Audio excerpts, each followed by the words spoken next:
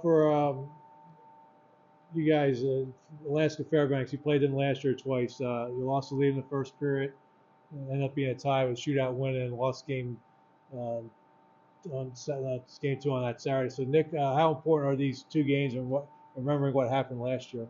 No, it's extremely important. I think that the guys that were there remember kind of that feeling, and our last weekend before break, it's important to it's not ECAC games, but we're still trying to make a statement nationwide, so they're extremely important. Brandon? Yeah, getting revenge for last year. Obviously, that first game was tough that we dropped. So just coming back this year and getting two games is what we want to do. How important is it to build off the momentum of what you guys did on Saturday against Quinnipiac? Well, it's very important. Like, that's a very big win for us. Obviously, the Friday before, it's unacceptable losing to Princeton like that. But coming back, beating QPAC, just keeping that momentum going is going to be big for us to carry over to Alaska. Tyler, your thoughts on that? Yeah, no, I mean, I agree with everything they said. Obviously, I heard a lot about the Alaska games from last year in the room and just kind of how we're going to look to build off the momentum from Saturday, but still kind of not forget that feeling from Friday.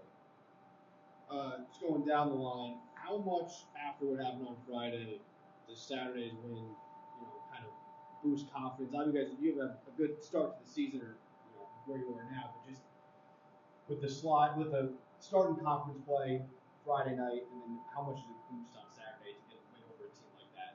Yeah, I mean it really felt good to beat them, especially for guys who've been here a while and haven't beat them at all in our career. That was something that really meant a lot, and obviously, like they said too, we wanted to get Friday, but going out, you have to get Saturday, have to beat QPAC, and we did that. So I think that's good to have our confidence going into this weekend. We can't get too high on ourselves. We can't get too inflated or deflated like a balloon. You got to be right there, perfect. So we just want to keep that confidence, roll it into this weekend, and get two games. Yeah, obviously Princeton wasn't great, but beating QPAC was big. Like, I know in the past, or at least me and Younger, like we've had more of that prey mindset going in there, but I think last game against them we showed more of a predator mindset, and it really helped us, and we showed it.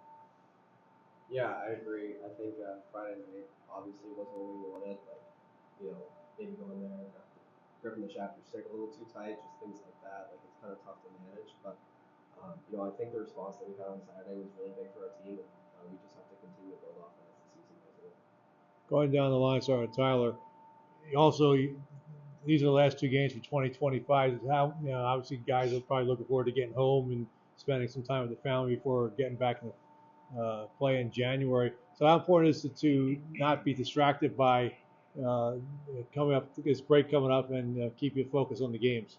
Yeah, it's for sure important. I think we've got a pretty strong mindset in the room. Kind of the focus is on these two games. You don't really talk about things like break until it happens. So first and foremost, we're kind of looking to take this weekend, and then work from there.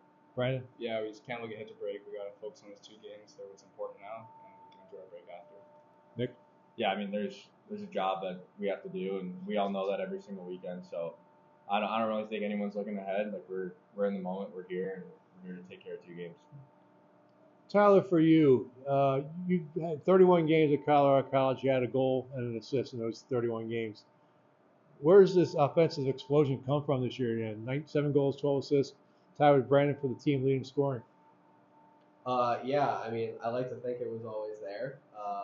I'm just very grateful to be here now and have an opportunity to showcase what I feel like I had all along, and I couldn't be more appreciative for the opportunity I was given here.